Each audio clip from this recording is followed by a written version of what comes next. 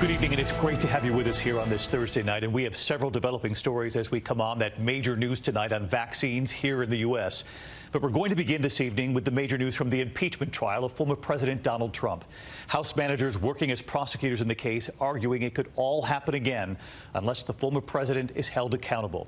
They repeatedly turned to the president's supporters, who he invited to the Capitol, and their own words as they broke into the Capitol, saying they were there for the president, shouting at officers, saying, "We are listening to Trump, your boss." They again turned to harrowing images from that day, showing the rioters echoing the president's own words before and during the siege. At the Capitol, chanting that they were there to fight for Trump, the managers playing interviews from rioters after, saying they came to Washington because the president had called them there. And the managers using the president's words to try to make the case that he had encouraged violence before. And they argued that behavior and those words culminated with the deadly siege on January 6th. The former president's defense begins tomorrow, and what we're already hearing tonight from the former president's defense team. Rachel Scott leading us off again tonight from the Hill. On day 3 of the impeachment trial, House managers warned what we saw in our nation's Capitol could happen again if the former president isn't held accountable. They argued the president delighted in what he saw that day, and they repeatedly played supporters in their own words, saying they were there. They were breaching the Capitol, quote, fighting for Trump. Thank you. You have to show us fragments. Yes.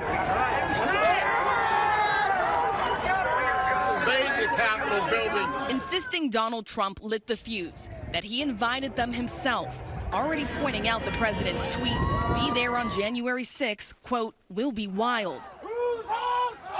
Today, House impeachment managers argued the former president knew when he asked those in attendance to fight for him, they would, playing their own words, arguing it makes it clear who they were listening to. Me personally, I do not feel a sense of shame or guilt from my heart from what I was doing. I thought I was following my president. I thought I was following what we were called to do.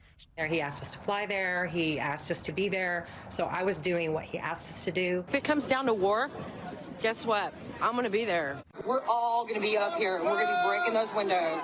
Shouting at officers, quote, "We're listening to Trump, your boss." There's a million of us out there, and we are listening to Trump, your boss.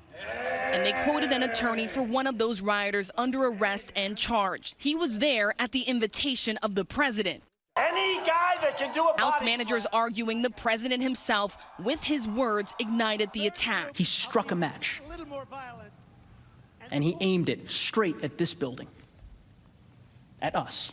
And the Democrats, acting as prosecutors, said this was hardly the first time the former president encouraged violence with his words. Lead manager Jamie Raskin said it was the former president's essential MO for years. The insurrection was the most violent and dangerous episode so far in Donald Trump's continuing pattern and practice of inciting violence. But I emphasize so far. Raskin pointing to Trump's calls to, quote, liberate Michigan. After COVID restrictions there, he called it a dress rehearsal for the insurrection. traitors that betrayed the people. Trump called those who stormed Michigan's Capitol very good people. They pointed to Charlottesville. Jews will not replace us. Jews will not replace us. And what the president said after. You also had people that were very fine people on both sides. This pro-Trump insurrection did not spring into life out of thin air. They argued today race also played a role. Trump emboldening white supremacists in the mob who hurled racist slurs at black officers. They said one officer, with tears on his face, asked, "Is this America?" A question they asked again today. Is this America? What is your answer to that question? Is this okay? If not, what are we going to do about it? These people matter. These people who risk their lives for us. And I ask each of you, when you cast your vote, to remember them and honor them. The House managers arguing the president's repeated use of the First Amendment as his defense will not work. Arguing as president, your words matter even more. An argument they say was also made by late conservative Justice Antonin Scalia. Justice Scalia got it exactly right on this. He wrote on these cases about how the First Amendment affects people who take on a public office. He said, you can't ride with the cops, but root for the robbers. You can't ride with the cops, but root for the robbers. That's what Justice Scalia said. Our president, whoever he or she is, must choose the side of the Constitution. Must. And not the side of the insurrection or the coup or anybody who's coming against us. And if he or she chooses the wrong side, I'm sorry. Democrats acknowledging the trial has been emotional, triggering. They know it has affected Democrats and Republicans, senators who now sit as jurors. But many Republicans who were moved by what they saw still giving no indication they will convict. The lead manager asking them, if this is not impeachable, what would be? My dear colleagues, is there any political leader in this room who believes that if he is ever allowed by the Senate to get back into the Oval Office, Donald Trump would stop inciting violence to get his way? Would you bet the lives of more police officers on that? Would you bet the safety of your family on that? Would you bet the future of your democracy on that? And so let's get right back to Rachel Scott tonight, back up on the Hill for us. And Rachel, you reported there that Democrats and Republicans have been moved by the House manager's presentation over these last couple of days.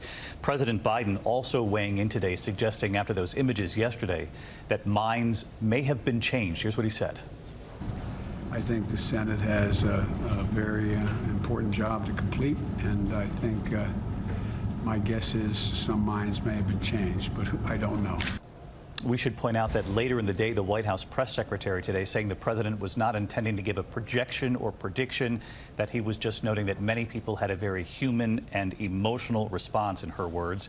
But even if they were moved, Rachel, many Republicans have said they were, in fact, but they still have given no signal that they have any plan to convict. What are you hearing on the Hill? David, a handful of Republican senators that we are watching were spotted inside of the chamber taking extensive notes. Senators Mitt Romney, Susan Collins, Lisa Murkowski, but Democrats need more than just a handful. They need the support of 17. And while many senators were stunned by the images that they saw this week, few Trump allies were swayed. Senator Lindsey Graham, leaving the chamber tonight, was asked if there was anything that was said, anything that he heard that would change his mind. David, he replied with one word: no. 17 senators seems very unlikely still at this point. Rachel Scott, thank you. Hi, everyone. George Stephanopoulos here. Thanks for checking out the ABC News YouTube channel. If you'd like to get more videos, show highlights, and watch live event coverage, click on the right over here to subscribe to our channel. And don't forget to download the ABC News app for breaking news alerts. Thanks for watching.